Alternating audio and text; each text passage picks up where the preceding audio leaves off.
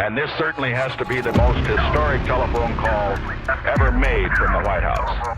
Challenger, only seconds after leaving the launch pad, according to NASA, has exploded. It just has the same seats that a normal car has. It's literally a normal car in space. And we're going back to the moon, back to the future, and this time back to stay. I should tell you that the first mission is scheduled to land on Mars on July the 4th, 1997. We will undertake extended human missions to the moon as early as 2015. We launched a new spacecraft as part of a re-energized space program that will send American astronauts to Mars. We will not only plant our flag and leave our footprint for an eventual mission to Mars. What you're seeing here is a mirage. It is Photoshop, but it's has to be. 5, 4, 3, 2, 1.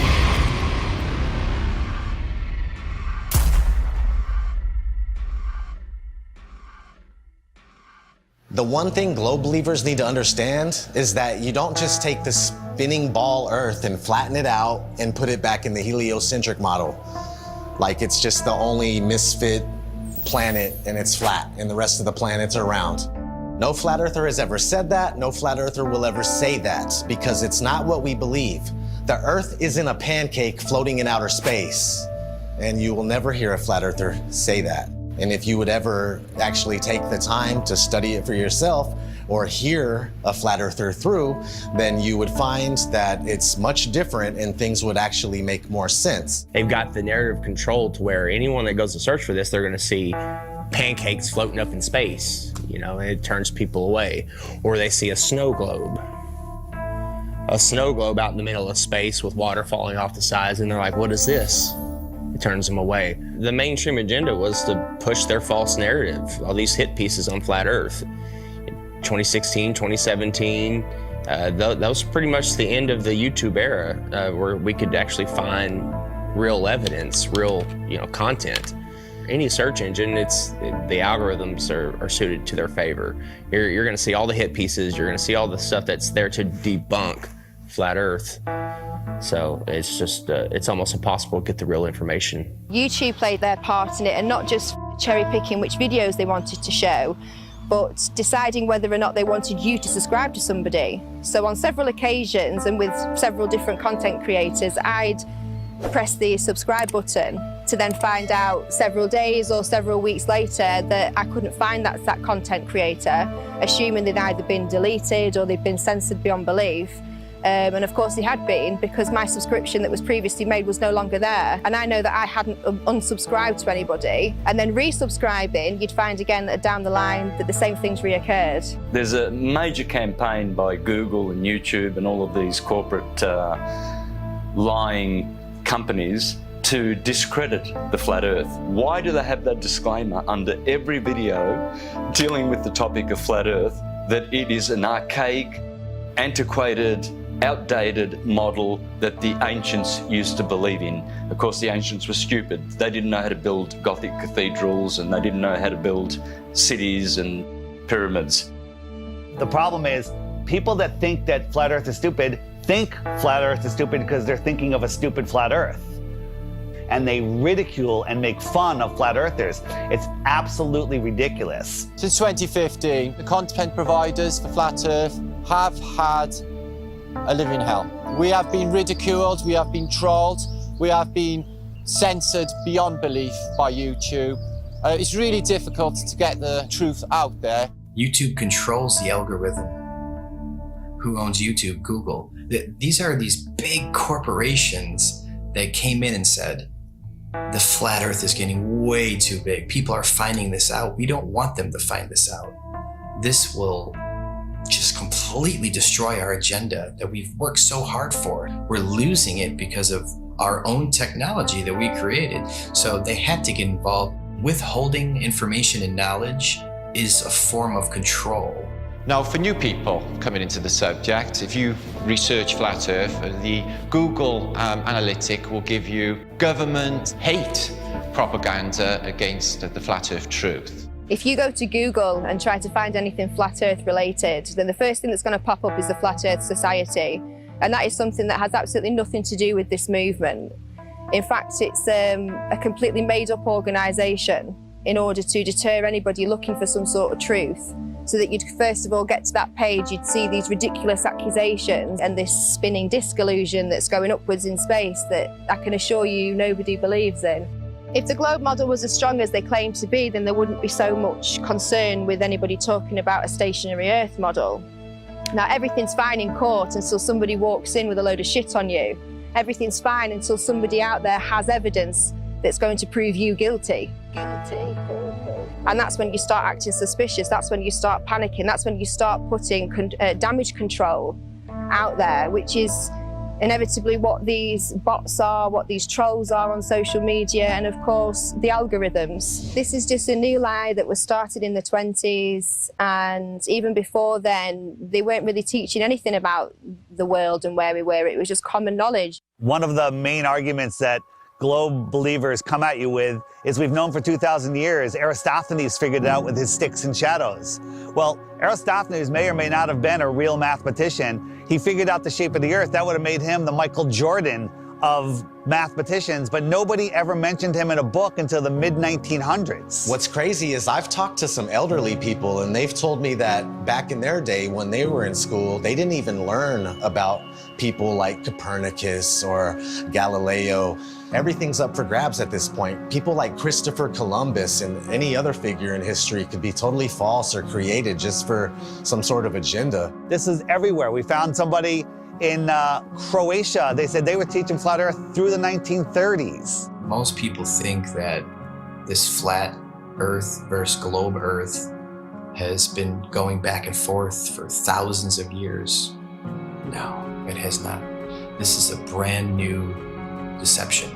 They come up with these stories, these fictional stories, fictional characters, to reinforce that we live on a ball. All of our globe provers, Galileo, Aristophanes, Copernicus, the pictures of them show that they're Masons, but I contend that we don't even know if they're real. All of our history is a lie. I've met people that said that they were taught flat earth in the early 1960s in school. They were taught flat earth and globe earth, and then it kind of just went away. I interviewed Ruth, a 102-year-old woman, back in February of 2020, and she was taught flat earth in public school in Connecticut.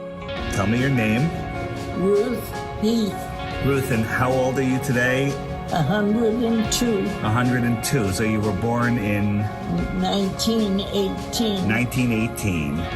And we were just talking, and I asked you what shape the Earth is, and what did you say? What were you taught in school in elementary school? I was taught in school that the Earth was flat. Where did you go to school?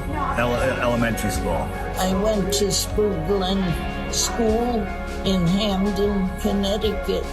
So how does it make you feel to realize that you were right as a kid? It makes me feel better. It does make you feel better, right? Oh, it makes me feel alive. Oh my God, that is so true. My whole life, I believe, what I was taught. That's and then right. when I discovered the flat earth. You feel better about it. Because we are the center of creation. That's right. We are important. That's right. We are here. We are God's children. And when all the problems that are happening in this world today. I'll give you some good news. A lot of the problems that they report on the news aren't even real. That's right. That's right. They're just keeping us in fear. Keeping up. That's right. That's right. That's right. I understand that. I understand. They just say what they want people to know. That we never went to the moon? That was all fake?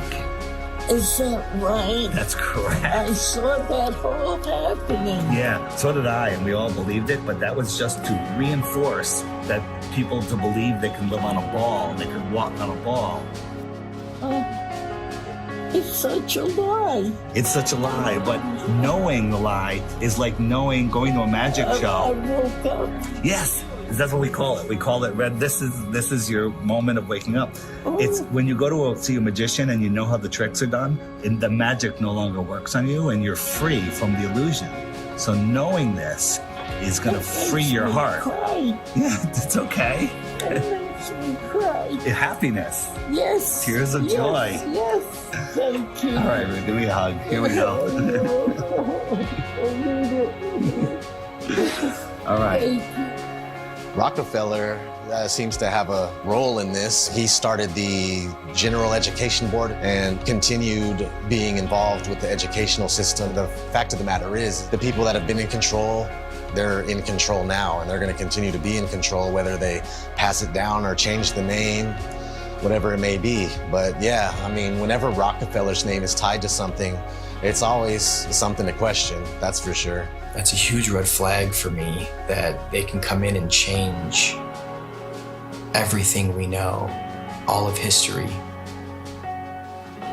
and turn it into deception, and keep teaching the deception over and over and over again until it becomes the norm. The same man who said that he wanted a nation of workers and not a nation of thinkers.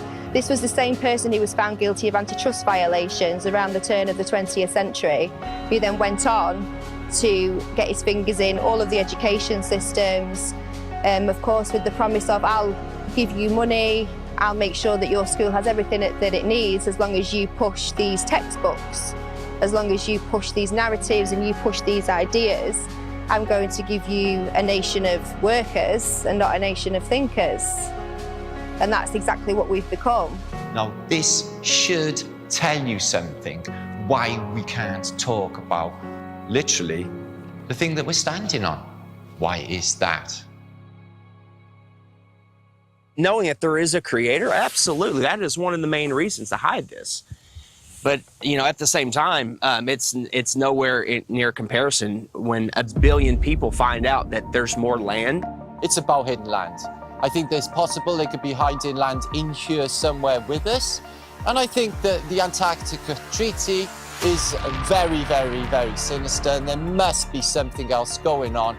They went really, really, really tough with their implementation of the Antarctic Treaty and everything else, and just to keep people away from the truth. They didn't want people to know about more land. Haven't we been fighting over land forever? Isn't that what always happens? Countries fighting over land, but not on the outskirts of Antarctica. Oh, no, no, no.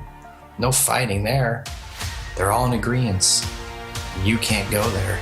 You can't explore any of it. That treaty was in effect in 1959. It can't even be questioned until the year 2041. The longest lasting treaty that all of the world signed on to at the same time and is still in place. Antarctica is the container of our world oceans. What is beyond Antarctica? Why is the government hiding Antarctica from us? Why is Antarctica completely off limits except for taking a tour of a little peninsula off of South America, which is nothing? And people go, well, you can go to Antarctica. We spent months trying to actually do it. Yeah. I was going to send a crew. They won't call back. You can't even go there. There's one peninsula where you look at penguins. Exactly. And then you think, I have some friends that went to fucking South Pole. Yeah. They put them in that little fucking island with penguins. You can't just saying you went to Antarctica and you walked around it. He's like being in New Jersey and saying you were chilling in California. It's fucking huge. There's about 100 different companies that you can spend a lot of money to go on a little guided tour of just that peninsula, but all of those companies are owned under one umbrella. One person controls them all. They don't let anybody explore Antarctica.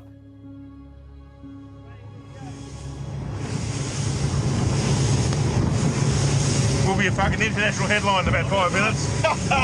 Australian Navy ship shoots. Facing our way. Bad boys, shield. Is it? The turret is turning our way.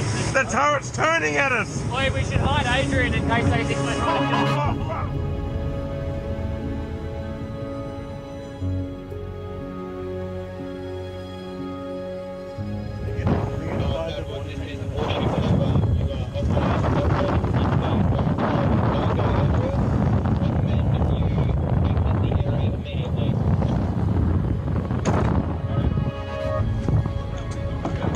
We're just traversing. Is there a helicopter coming at us now? Are we late? I don't know. Just travel, just go. Just go. You sent out the chopper. That's a drone. Is it? That's unreal.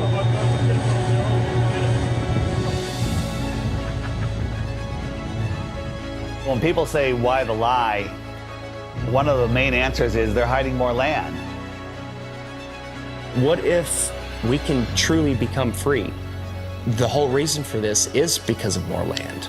Because think about it, if there's more real estate, if there's more resources, natural resources, if there's more food for our starving children, if there's more space, more room for us to get away from the child sex trafficking, if there's places where we can go and other civilizations we can be a part of, where they don't charge you for water, they don't charge you for free energy, they don't charge you for property taxes.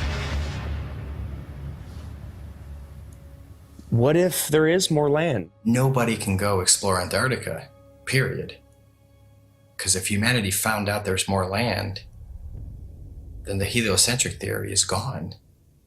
They can't start adding more continents on the bottom of a ball. It's just, they wanted it silenced right away. There is evidence out there through old maps, namely the 1,000-year-old Japanese Kawabashi map, which shows continents and lands outwardly of what they call the ice shelf or the ice wall. So why are they teaching the globe model? Well, you see, the globe is a container, and it's a container of all the known land. The Jesuits and the Freemasons, they needed a new model because they wanted a new world order. Because right now on a ball or in a snow globe, there's only 7 continents. That's all there is. So everything is very limited. We have a limited supply. Resources are very scarce because the Earth is a globe, right? It's cut off, everything's cut off. If you open it up and there is more land, then there's plenty of resources.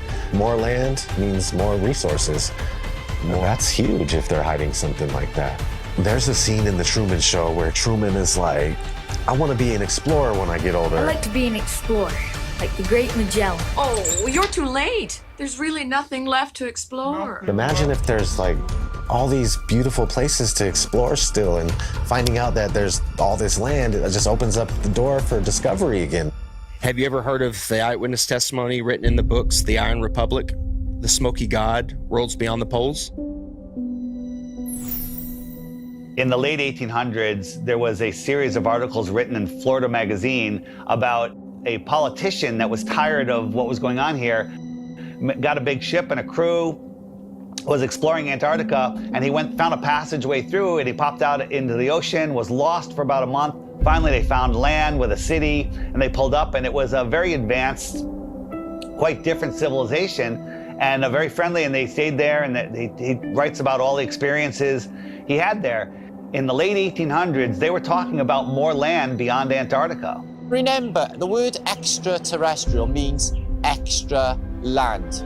They're telling you that there's more land in here that they don't talk about. There could be more land in some of the oceans where it's just all blue on the map.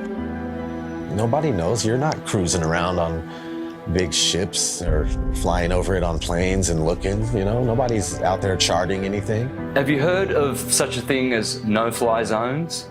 For instance, you can't fly in certain areas near the Arctic Circle or the Antarctic Circle. The reasons being is because there are lands there that we're not supposed to know about. They don't want those lands to be discovered. All these corrupt systems that are stealing money from us, kidnapping our children, just doing horrible things, they rely upon the cattle staying on the ranch, the slaves on the plantation. That's why Flat Earth is the most important knowledge we can obtain, is because there is more land. Don't look at us and say, go prove it. It won't allow us to go prove it. We're not the lazy ones here. We're being restricted from going to prove this to you. So because of that, of course we're going to speculate. It's a red flag. If that's not a red flag to you, I don't know what is. They won't allow us to go. Allow us to go. If we go and there's nothing there, I'll admit I'm wrong. But all signs point to that they're hiding more land. You have to have permission to do everything. You have to have permission to marry the love of your life. You have to have permission to travel down the road. When we have the inalienable right to travel from point A to point B, you people think you're free? You're not free. You're free-range chickens. That's what you are. You're free-range chickens held in an area you're not allowed to go past, and if not, you go to jail or you get shot. Stay on the plantation, do what you're supposed to do, pay your taxes, and shut up. Right? Well, if there is more land, and I sincerely believe that there is, then that's the perfect reason to lie to everybody. And it's not just about hiding a place for more resources and where else we can go and dig for gas and gold. It's not about that. They're hiding freedom. They know that as soon as we all find out that there's another place to go without dictatorship, that we'd be gone. There's endless amounts of everything, and there's so much more land out there, and there's many places to explore, and they just want to keep us here in the middle of the pond, stuck here thinking that this is all there is. What happens to the price of gold and all natural resources if there's more land? Gold can't go to $1 an ounce. Gasoline can't go to 20 cents a gallon. We can all have, you know, thousands of acres of land to ourselves. The whole system crumbles. The entire system crumbles, period. On the other hand, we have the North, which is also off limits. I went on my first official trip. I was going with my father and my grandpa Sinclair up to the North Pole. It was a very glamorous destination. I figured I was finally going to be let into the reason for the existence of this high security Arctic base. That was exactly right. We drove slowly through and past the buildings on a special top secret mission. And that's when I understood just how powerful and wonderful my father was. The North Pole is a biggie. It's always been in my mind. I've juggled with the idea, is there hidden land? Could they have possibly hidden a continent in the Arctic Ocean, which is seemingly an ocean? They could hide land there. Many old maps will show you the Hyperborean, 4 continents, and in the center, Axis Mundi. And I think that is what's there. I think there is Mount Meru. And I think that gives off an acoustic device. There's definitely something special going on up there, and if you just think about that long enough, why do compasses point north? I mean, that's really wild in itself. What if we all took our compasses out and just followed them until it stopped? A compass will always point north, towards the magnetic north. There's some kind of force or some type of energy, frequency, vibration that's pulling that needle to the north. It's crazy to think that all compasses are pointing north to the North Pole. No compass points south. There is no South Pole. There's no compass that's going to go south. And no, it's come to the north. There's something there. I think we could all agree there's something there. And it's crazy that they cover it up. They've covered it up for so long. There's ancient civilizations, the Nordics, there's people have talked about, you know, the Rupert Nigra, the Mount Meru, the giant magnetic mountain at the center. An entire magnetic mass or a mountain that is strong enough to make everybody's compass point north. When I was a kid in school, they showed us a National Geographic video of the guys that were getting to the North Pole, and they just basically made it look so horrible and miserable and dark and cold that no kid ever in his life would go, hey, I want to go to the North Pole. So if you watch any documentary about the North Pole or anybody venturing to the North Pole, all you're gonna find is some dude mobbing on an ice sheet, and he's got a little device in his hand. He's like, 3, 2, 1, North Pole. And that's not the North Pole, man. That's bullshit. I just don't know what this is. It's a map. My father showed me a map like this once. Inside the circle is your world and my world. Many others. No one knows how many. The dark tower stands at the center of all things. And it stood there from the beginning of time. And it sends out powerful energy.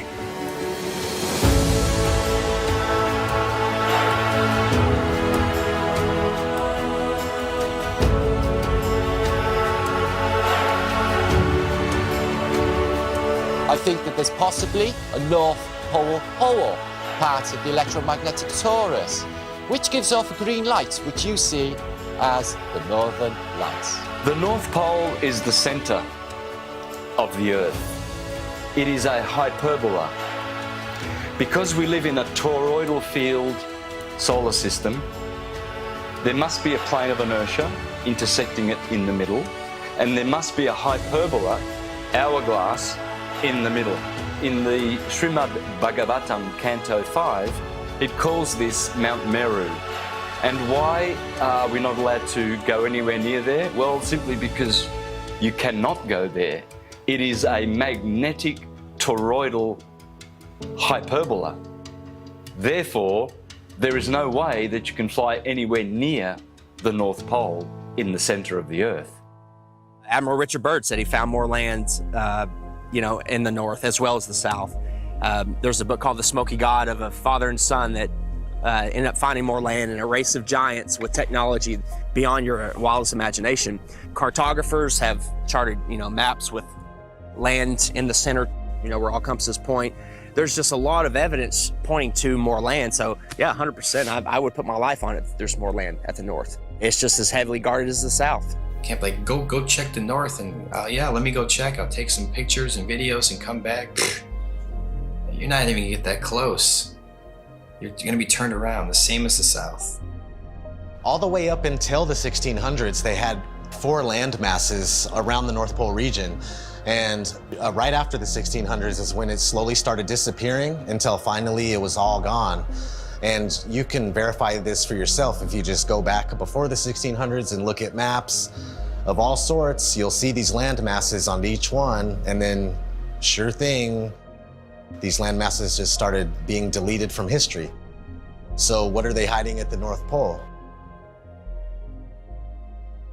If we sit back and observe all of this evidence, this eyewitness testimony, the verdict would come back guilty. It would come back guilty.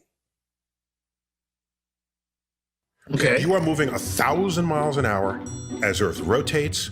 You are moving 18 miles per second in orbit around the sun, and you don't feel any of that. Okay? Okay. You don't feel any of that. So if it's trying to fling you off the Earth, okay, but the force of gravity is resisting back, by what force is it trying to fling you off? That upward centrifugal force subtracts from the gravitational force that the Earth is trying to put on you. It subtracts. Okay. So Chuck, what do you weigh here and now? 192 pounds. Yeah. I'll give you the 190 pounds, okay? Okay. So if you do the math, you run to Ecuador, because we're in the Western Hemisphere, so let's stay there. You run to Ecuador, you will not be 190 pounds. You'll be like 185 pounds. What? That's how significant it is. That's if I did my math correct, and I think I did, there are pounds less that you weigh for living on the equator than for living anywhere else, simply because the spinning Earth is trying to fling you off. Nice. Yes. Yes. If the Earth is spinning at 1,000 miles an hour in a curved trajectory, we're dropping at a rate of miles per minute, but somehow none of that inertia affects these rocks here, which are perfectly balanced. The fact is, the Earth is stationary, and that is scientific, not pseudoscience. In 1879, George Airy, Astronomer Royal for 49 years, who did a telescope experiment and proved that the Earth was stationary. Then we have Parallax, also known as Rowbotham, who carried out an experiment in the late 1800s on the Bedford Levels experiment, where he went at a distance of 6 miles, which should have showed up some sort of curvature of around 16 foot. No curvature was seen at all. Then we have Michelson, Morley and Sagnac in the early 1900s with their interferometers using light instead of telescopes this time. And with their interferometer experiments, they proved that the ether over the Earth, the field, is moving and the Earth is stationary. We also had Michelson Gale. They did an experiment in the 1930s and proved that the Earth is stationary. One of the greatest science experiments of all time, in my opinion, is from Marconi. Marconi in 1901 set up transmitters to send radio waves, like signals, wireless signals across the ocean, Atlantic Ocean, okay? So he has one set up in Europe and one set up in Canada, okay? And they're sending signals, I think the letter S was the first one, boom, and it worked. Almost 2,000 miles across the ocean, they got the signal. There's no curvature. You're talking about 600 miles of curvature between the 2 points, but it worked because all water's level. I don't even know if he was trying to talk about that at the time. It was just more about his technology that he was coming out with. And have you learned about that in school? No. Then we have Pierluigi Ghina, a colleague of Marconi. And before he died, he showed people in his laboratory how the Earth is stationary. You can go to my channel, Mr. Astrotheology, and you can see videos of Mr.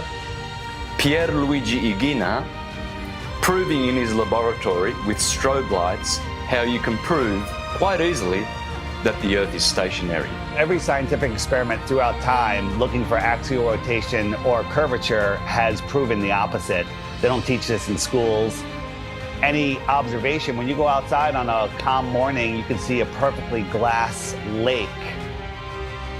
And your senses will tell you that, nothing is moving. We, stationary Earthers, we have science, real science, on our side, and the Globies have pseudoscience. In fact, all they have is Einstein saying, "I have come to believe that no optical experiment can prove that the Earth is moving." And yet, the Earth is moving. Science! Yeah, Albert Einstein. I always recommend people go watch Albert Einstein in his interviews. He's reading cue cards. He's reading notes that someone handed him, kind of like people on TV nowadays. There is no optical experiment ever been conducted that can prove that the Earth is moving. The Earth is spinning at 1,040 miles an hour. You can't feel it. You can't measure it. You can't observe it. You can't repeat it. But trust us, there's not one experiment that shows the Earth is spinning or moving whatsoever.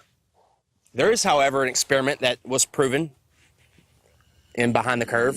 Bob Nodell was talking about the ring laser gyro, showing that there is a apparent 15 degrees drift throughout most of the day. When we turned on that gyroscope, we found that we were picking up a drift, a 15 degree per hour drift.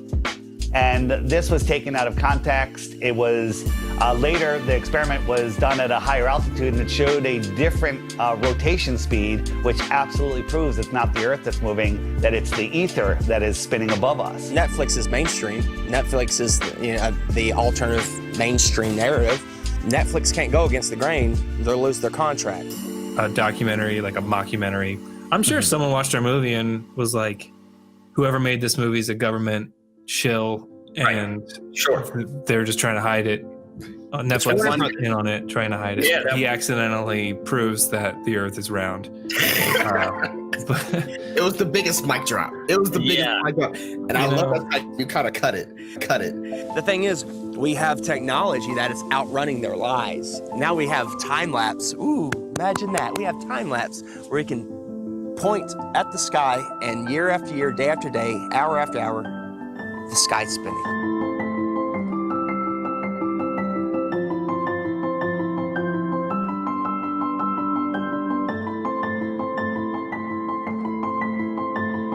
Every day there should be different stars random stars in the sky if we are traveling at 650 million miles an hour, which is Mach 870,000. Do you really believe that every year we move through space at 5.5 trillion miles every year? And yet every year the same stars keep turning over our Earth. Aries, Taurus, Gemini, Cancer, Leo, Virgo, Libra, Scorpio, Sagittarius, Capricorn, Aquarius, Pisces, year after year after year, and yet none of those constellations distort, change shape, get brighter. There has never been, in recorded history, we have never seen any star get brighter or dimmer or any shape of those constellations which are still recognizable today as they were thousands of years ago. They never suffer any parallax or distortion. Polaris has never moved in all of recorded history. Point your camera up at Polaris and do a time lapse and watch God's perfect timepiece spin above you.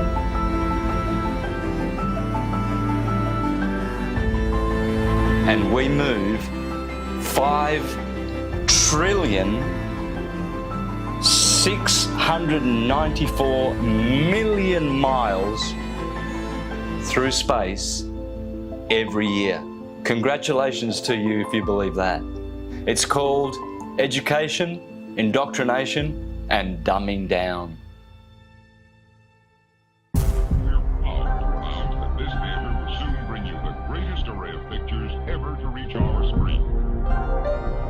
If you look back in history, you got Universal, their company. They started off with a logo with a globe in it, but it wasn't until like the 1920s that they actually had the motion one where it was a spinning globe.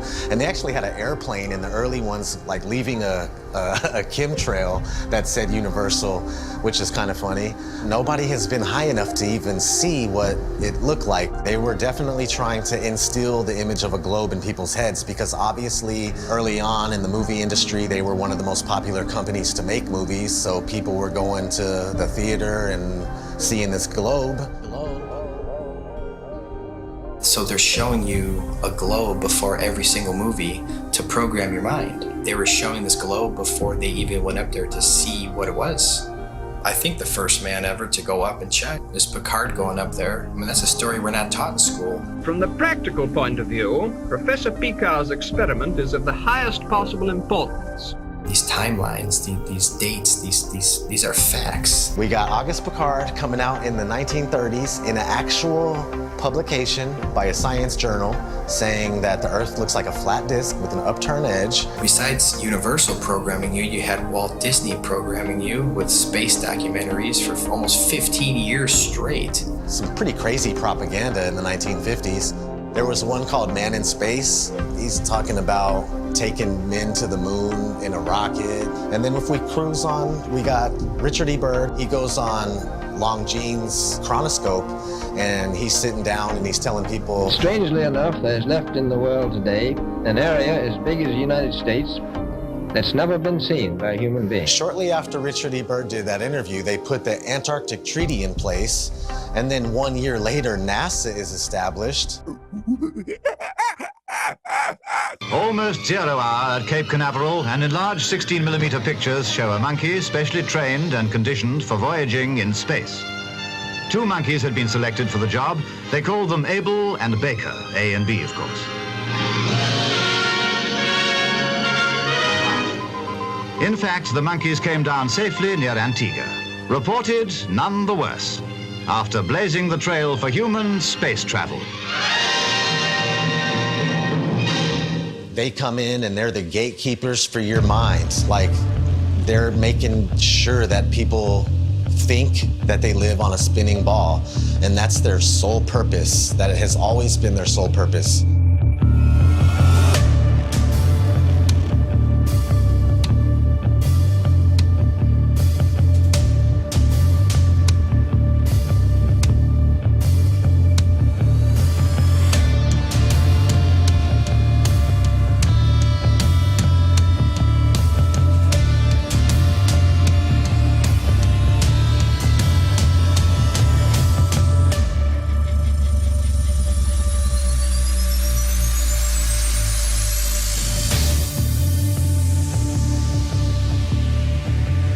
That is the magic of engineering. I would wear a mask on my face in a nanosecond, but unfortunately we lost the technology.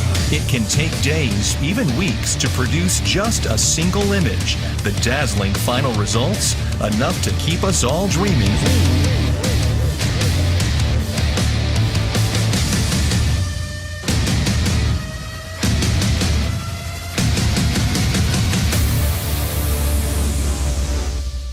NASA is hiding the frickin' flatness of the Earth. Why? It's okay to say, I have a fisheye lens, right? Because, yeah, fisheye lenses are useful. You know, you get more, in architecture or, realtors use them. But when you're doing it too much and you're not really coming out and saying why, questions build up.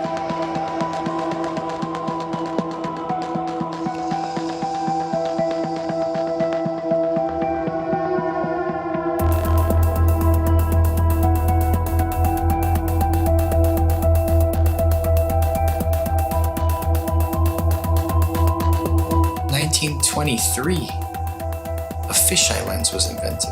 So these space agencies had a heads up already.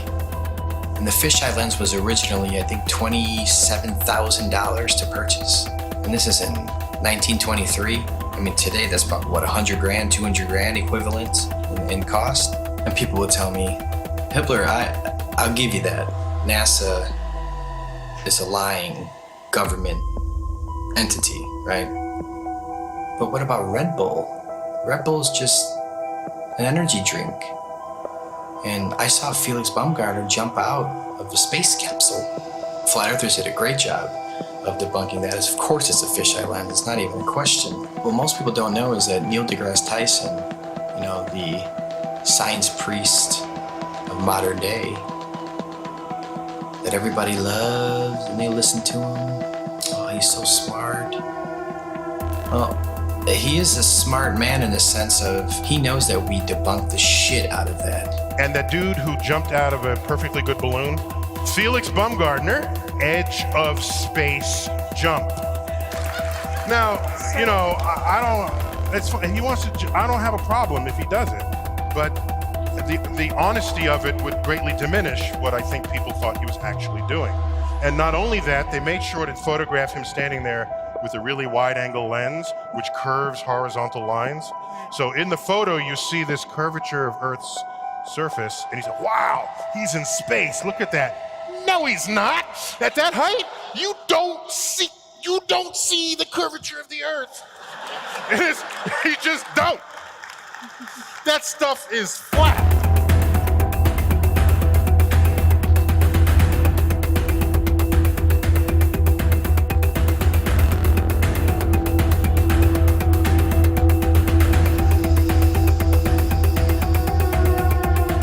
So much pressure on Neil deGrasse Tyson to come clean.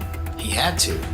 We exposed Felix Baumgartner. That's a complete fisheye lens. There's no curvature at all on this Earth, let alone they're trying to sell it as 23 miles up, there's curvature.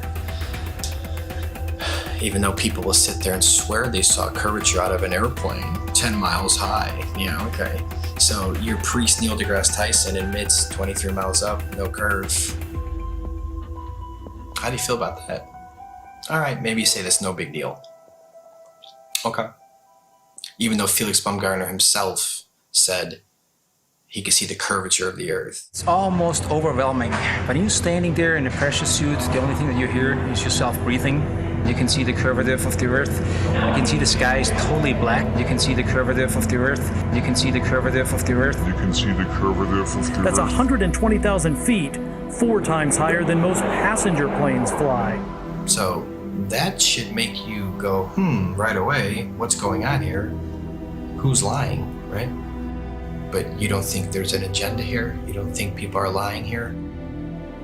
Fast forwarding to recently, Richard Branson, his ugly ass, Mr. Billionaire himself. Officially the first billionaire to travel to space, so Richard Branson. So you go 63 miles up, you would all probably assume that, of course, you could see this giant curve of Earth. You're 63 miles up, holy shit. Richard Branson supposedly goes up 63 miles, even though it's nothing but fisheye lens footage. We expose that. Here comes Neil deGrasse Tyson again, damage control time. Oh, by the way, you didn't ask, but I'm going to tell you. Do you know how high up above the Earth he was? No. So if you take a 63 miles. Oh, yeah, so right. So take a schoolroom globe and ask how high above it is he? So he's about 2 millimeters above the surface of a schoolroom globe. So nobody has seen the curvature of the Earth from that height. I just want to make that clear. You can't see the curve out of an airplane, right? 10 miles. You agree? I hope you agree so far. Okay. So 10 miles up, no curve. Red Bull, 23 miles up, no curve. Branson, 63 miles up, no curve. So where is this curve at that you swear by? Because if you live on a ball, I don't care how big the ball is, it could be 4 times the size of what they told us, you would still see a physical curve at some point. That's what the horizon's supposed to be. That's how the sun is going. I mean, there's a curve of the Earth. All these theories involved with the curve of the Earth get thrown out the window. That's what happens with a new company. This is the fiction section. Fiction means it's a made-up story. Oh, hey, Elmo, I bet we can find your Galactic Gale comic book here. Oh, boy, Elmo, hope so. We all know who our enemies are. They are called the globalists, with their false idol that they give children on the teacher's table at kindergarten, the false globe of the global agenda. People are just deceived.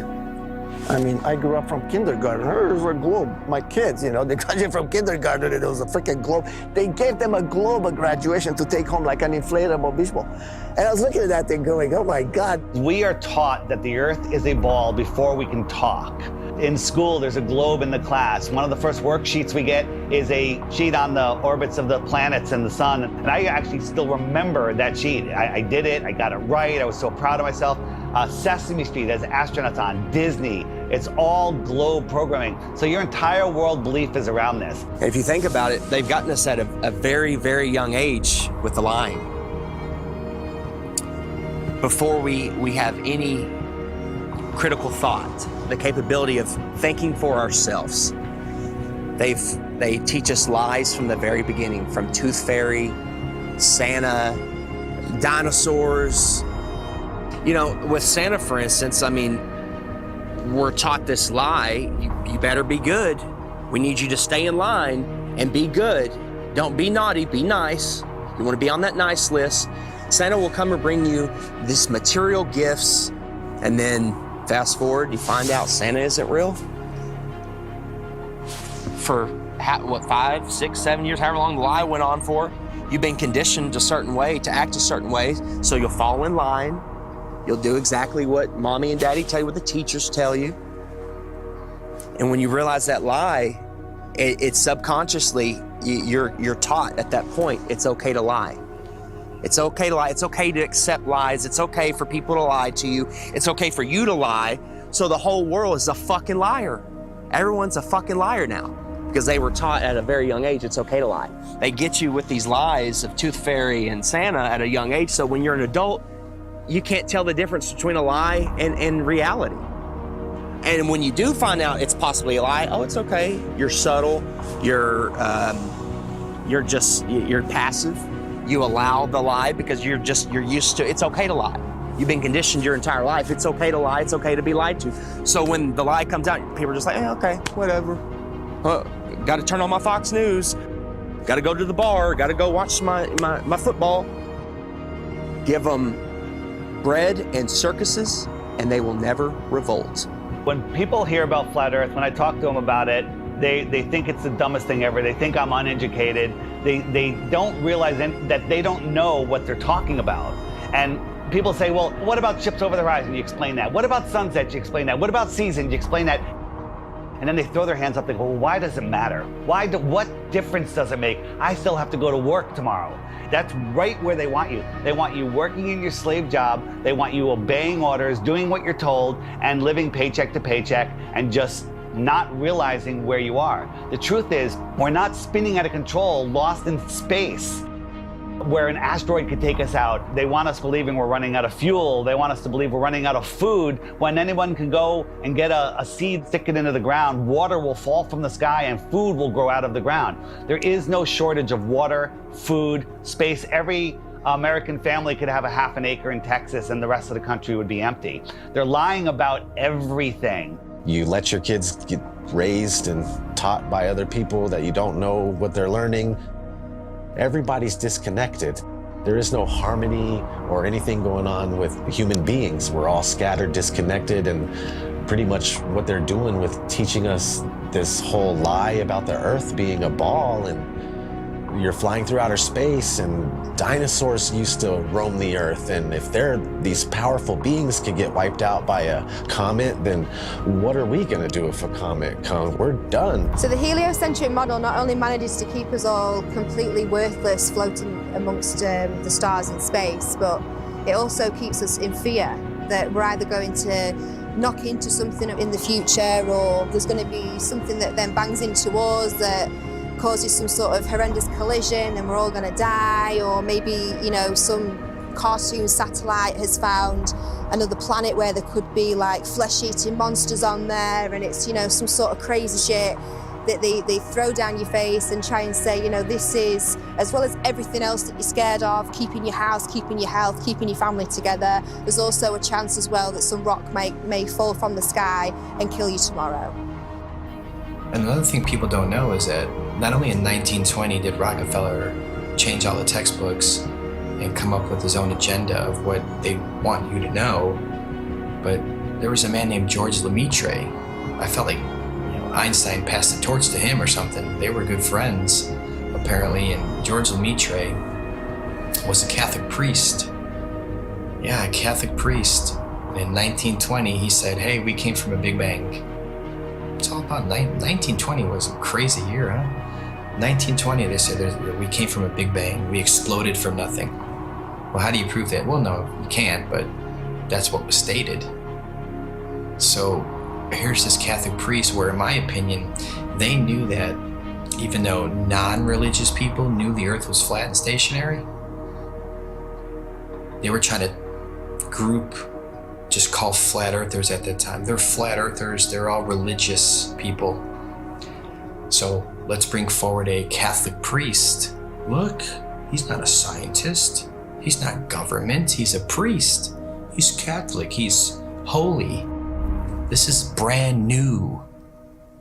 This isn't thousands of years old. This isn't the Big Bang's been around for thousands of years. Heliocentrism has been around for thousands of years. No, they create fictional characters, Galileo, Copernicus. They create characters to support the New World Order, their agenda.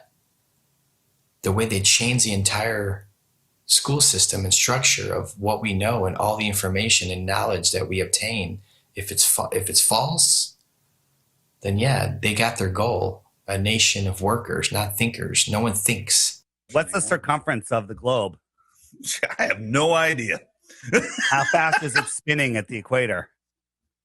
Don't know. How fast is it orbiting the sun? Cody? You have glasses on. You should know this. How fast is the sun moving? Man, you're asking some questions I'm not ready to answer. See, this is the point. You guys laugh at flat Earth, but one, you don't know what flat Earth is, and worse is you don't even know what your own solar system is. They don't know their own model. You can ask them, what's the radius of the Earth? How was it found? What's the speed of the Earth around the sun? How fast is the Earth spinning at the equator? How fast is it chasing the sun? How many miles does it go a year? How far is the sun? They don't know any of these things, but yet they defend this and they ridicule and make fun of flat earthers. All the things that I was patronizing and condescending and going, oh, sloughing off, that's not worthy of me. They rose up to eye level. And I remember saying, boy, the world is flat. I'm looking it in the eye. I see further, I see wider, I see clearer. I settled on near infrared, like some of these cameras can be converted to near infrared, you know? So then I started taking photos, and since I was doing a lot of flying, I started going up and going room. I was actually amazed to see the incredible flatness that you get from high altitude.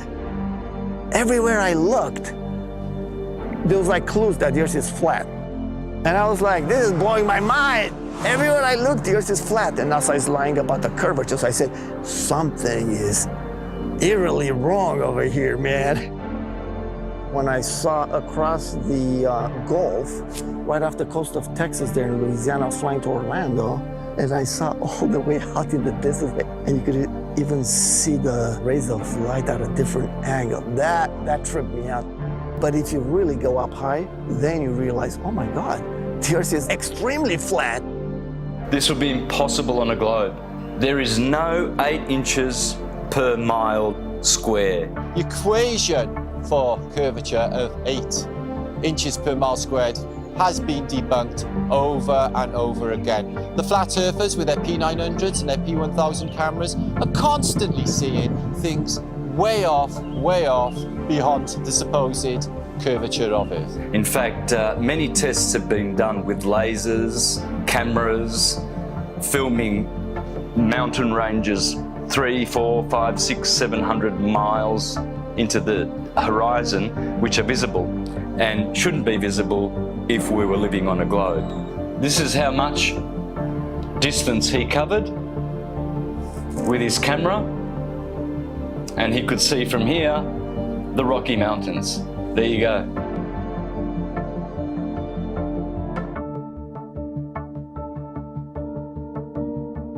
There is no 8 inches per mile square. There's no way you can see 500 miles on the other side of this ball. There's no buildings that are curving backwards. If point A to point B, you're on a ball, you know, they're not gonna be flat up and down like on our flat Earth. They're gonna be like this. There's no tilting. They've measured distances from the base of buildings to the top, level and flat. People look out at the ocean and you see ships and stuff, and it appears like these ships and boats, they go down, and that is a huge factor as to why people think the Earth is round. If you look at the ocean or a lake, it looks flat. Look at that. Look how straight and flat that horizon is. Looks flat, doesn't it? See, it looks like a table or a board. Now, once in a while, you might see mountains or hills, but those are just like little bumps on what looks like a flat Earth. As ships sail away, they don't disappear all at once. You know, first, the bottom will disappear. See, the bottom of the ship is gone. Now we can see midway up, and then the whole thing disappears. So people realized that the world is curved. I mean, it's a big curve, but it's curved. That's what we call pseudoscience. You could buy a camera now that zooms times 100, and you could zoom in on these ships and boats leaving your view, your human eyeball's view, pull out a camera and zoom in on it, and suddenly you're back. It's on top of a level surface, still cruising. So the limit of your vision is where the sky meets the ground due to perspective. As they come together, that's the limit of your vision. That's called our horizon. The horizon is optical. If you had a super zoom camera, you can zoom in and make this angular size bigger to reveal small objects that you couldn't see. And then when you zoom out, it goes back together and things disappear into the horizon, not over. We see skylines beyond what we're supposed to see. I mean, the visibility from 100, 200, 500 miles away, it debunks the whole 8 inches per mile squared. Photogrammetry, I think, is one of the best way to convince yourself. You do multiple images of the ground, and then you put it in a software, and you realize how flat it is. You're seeing it yourself. It's your data. Nobody's lying to you. You've taken the data yourself. It's not JTOLAN that's trying to, you know, troll you. Like some people, they're like, he's trolling people, man. And it's not SpaceX or NASA doing it either. It's yourself. Yeah, it's yourself. You're doing your own experiment. Many times when you're looking out over water, there's waves. Well, those waves will block entire city skylines. If this was a wave right near me, if my face was a city skyline, it blocks just the bottom. But if that wave was closer to you, it blocks much more of it. It's all perspective. And I thought I wasn't going to get anything that would beat this until I found this photo from Grandmere State Park. This is from Joshua Nowicki. And what you're seeing here is a mirage. Typically, we would not be able to see this. This image would be viewable from much, much higher in the sky, up in space. The story has been one of the most viewed stories on our website ever. They say my explanation is a cover-up. A cover-up to their belief that this picture is proof the Earth is flat. The one goal I had was to prove that what people are seeing from the other side of Lake Michigan is not a mirage, that they are actually seeing the city. What do you think, Skiba? I think it's amazing, dude. It certainly did. It's not a mirage, I can tell you that. No. Our focal point was the Sears Tower. Which is also known as the Willis Tower, right? Yes, the Willis Tower. The Willis Tower, and we can see it the entire time. We can see it the entire time.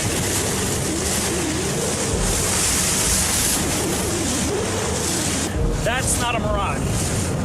That's not a mirage, whatever you're looking at. You see it? Yeah. That's that. You see that bridge? It's not a mirage. That's the proof right here. That's the proof. I was shocked to find out that there are a number of people that believe the Earth is still flat, and that to them, this is actually proof that the Earth is flat. One person just questioned me and asking me for a retraction of the articles and lies. A lot of people try and kind of be nice about it. Well, are you sure you did it right? And then they send me links that the Earth is flat. And some are just pretty straightforward about it, and they title replies calling me a deceiver, and that I should check my degree or quit telling lies on television. It got me questioning a lot of things. Were my calculations right? No. You can obviously see Chicago from that far away. It really is the Chicago skyline. We can see things farther and farther away than that and prove it. You can prove it yourself. You can go there on a clear day and see the same thing. You can go do the same tests and prove it to yourself. That's the best way to do it, right? Prove it to yourself. That you're not taking anyone's word for it. You're doing your own experiment. It's not a mirage. It's not an illusion. It's Chicago from 60 plus miles away. I mean, we could barely see the street sign a few blocks ahead of us on a foggy day. I mean, they're spraying our skies with shit all the time. You can open your weather app right now, and it'll tell you the visibility. But that's how far they're telling you can see through the weather patterns. There's so many different factors of why we can't see that far. We're not superheroes. I mean, take any flat and level road around your house safely.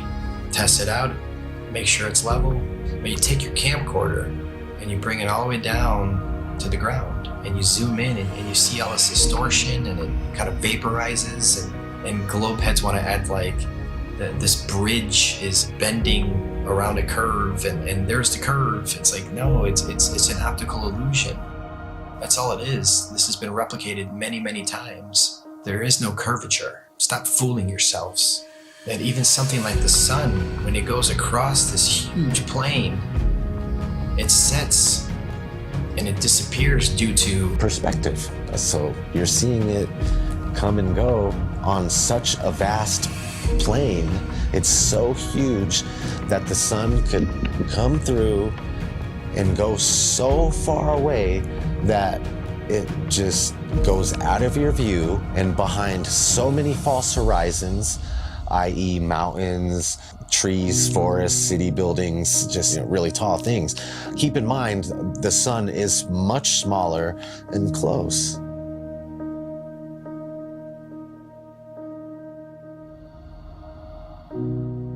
This is an intelligently designed and created place. As someone who stars are rotating around, knowing that we can only see a certain amount of light, I think, 1%, there's only so much light our eyes can actually see. Unless you're on like DMT, I'm sure you can see way more lights. But naturally, we can't see that many lights in the sky. All ancient civilizations spoke about other bodies, other lights in the sky that may or may not be visible to us at any given time. It's crazy though, when you see solar eclipse, you don't see the moon at all. I remember as a kid, I'd like, where's the moon now? And it's like you just see this black circle, and then everything goes back to normal, it seems like. It's like, what the heck just happened? On the total eclipse of the sun, the shadow that the moon casts on the Earth is only 70 miles wide. That is impossible, but then they come up with umbra and penumbra, and it's just stuff to confuse your mind. We have an infinitely far sun sending diagonal rays from the side and straight rays from the middle where they cross each other. It makes absolutely no sense. I went live a few years ago on YouTube during the 2018 eclipse in the United States on a live event, and we were all waiting for the moon to actually show up to cause this elliptical, this eclipse, and all we found was no moon showed up.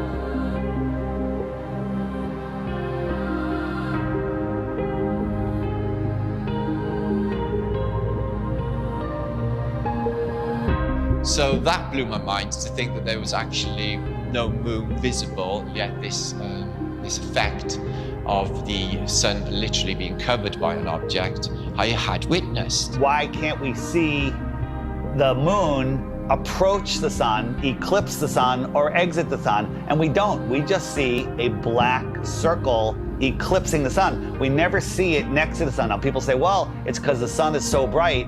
When the moon is totally eclipsing the sun, you should be able to see the features on the moon. You should be able to with a regular camera, with your regular eyes, with an infrared camera, but it has never been seen. There's only been anti-flat earthers that will fake an image and fade it into a picture of the eclipse. There's no video of it. Think about what an amazing video would be if they could film it from the International Space Station or from the moon itself.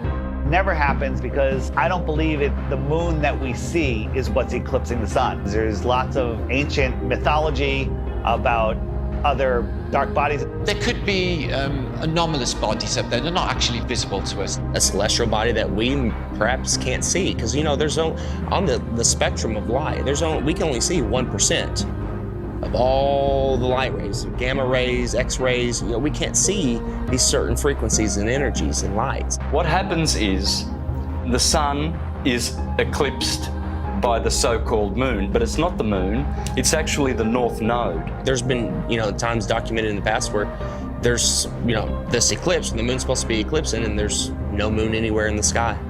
Nowhere. Anywhere. That makes absolutely no sense. So there's got to be another celestial body. The oldest ancient symbols, and it's the black sun, a celestial body that we perhaps can't see.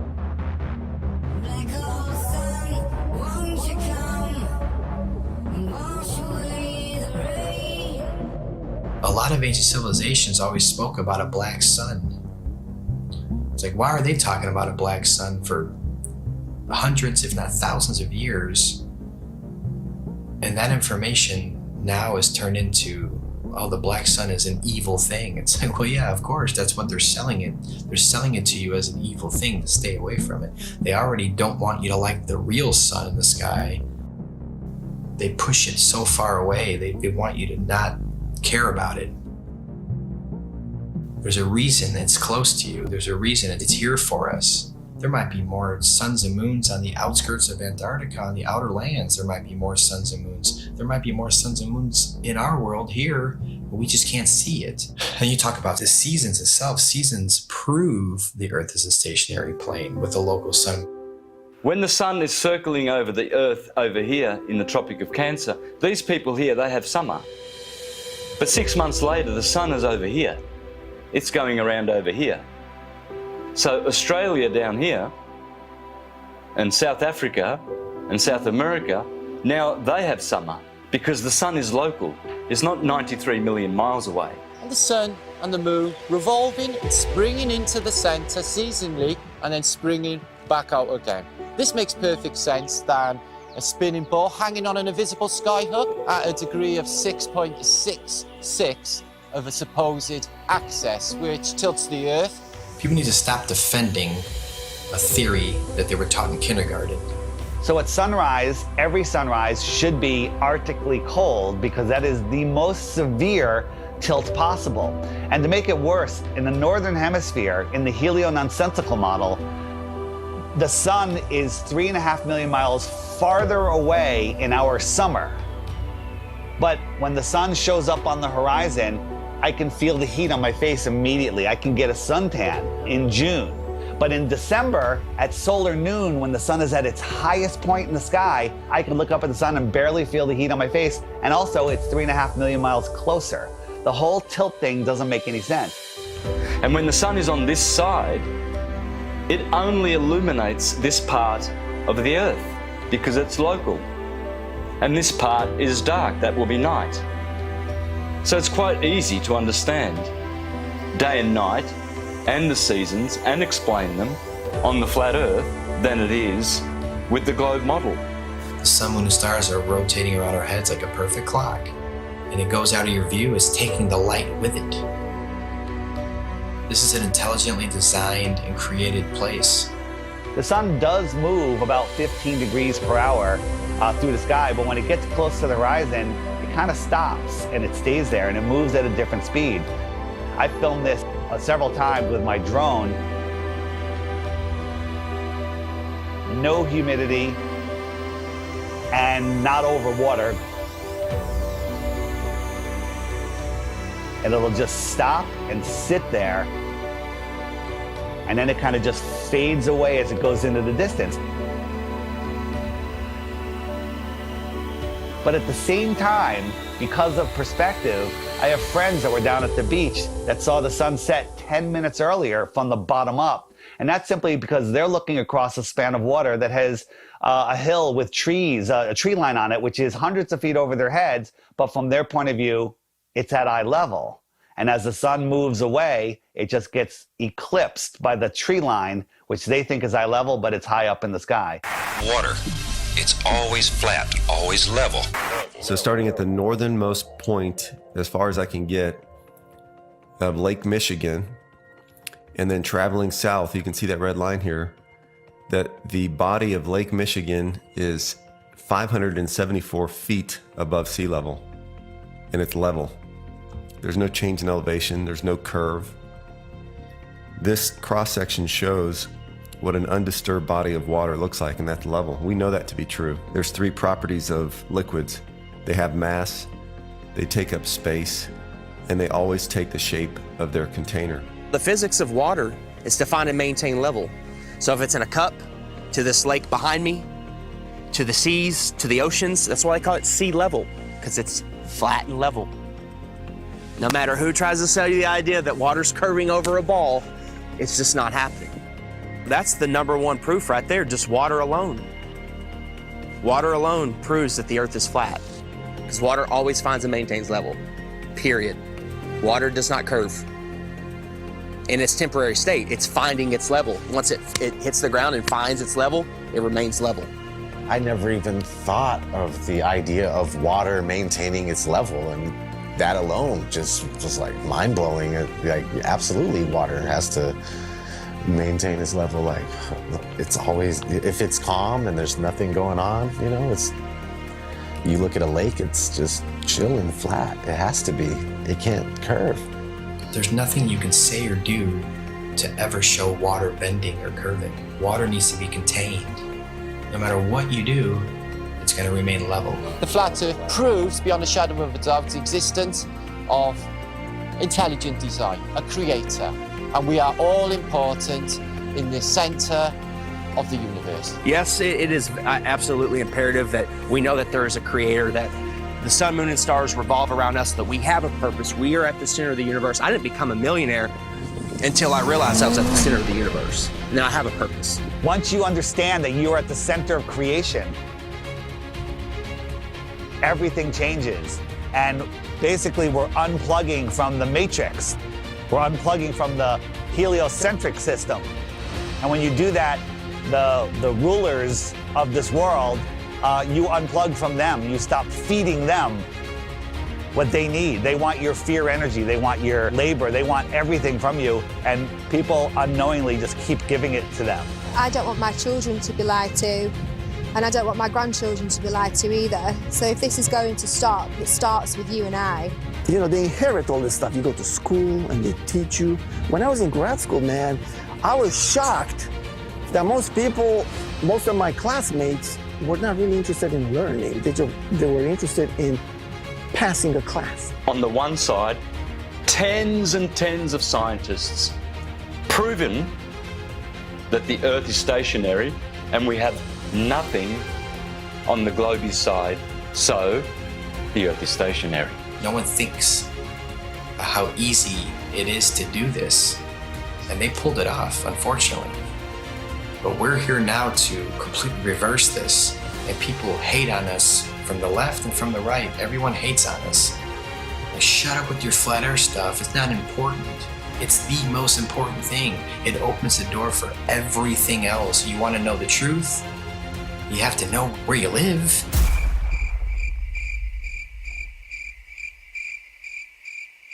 This whole agenda is to keep people disconnected from our creator. You know, they want to just cut all our ties spiritually, and that's one reason why they calcify our pineal gland. They don't care about our health. You know this by look at your water supply. Even the water that you'll drink yourself when you go and buy bottles of it, it's got chlorine in it, it's got fluoride in it. These are all chemical waste products that they then rebrand and put in our drinks and tell you, oh, well, it cleans it. We'll also take away all of the medicine that's kept people alive and well for centuries. And they'll tell you, oh, no, that's not good for you, that's not safe for you. Here's our product, here's our petroleum-based medicine that they've been pushing on us for the past 100 years. And of course, look at people's health, look at the world's health. Are we a healthy nation? Is any nation a healthy nation? No. And who's in charge of healthcare? The governments, the corporations. So it seems like everything that they touch turns to shit, so why do we allow them to touch everything? Stop defending Rockefeller, Rothschilds, all these goons, these people that want the New World Order, the modern day people, Bill Gates, Schwab, all these people that they're pushing for it and they feel like it's almost there, and we're sitting here fighting it. We're sitting here trying to wake the world up so we can have a peaceful and loving world again. And you're attacking us. Whose side are you on? We're trying to take these evil entities down that suppress our knowledge. We're trying to give knowledge back to the world so we can become powerful again. If there's more land, if 1 billion people found out tomorrow that they can all go to outer land space and visit other tribes and civilizations and explore technology and animals, the whole system would crumble. And I know there's a lot of people out there, celebrities, people with big shows, big names, with big followings that know the truth of this world, and you're keeping quiet just to protect your little empire. Well, now it's time to say something because the empire is falling. If we don't do something now, all of this is going away, and they're taking over this world. So speak out. It just takes one celebrity, one person with a big following, and then it goes viral, and then the entire system collapses. All of this world control is based on the heliocentric lie.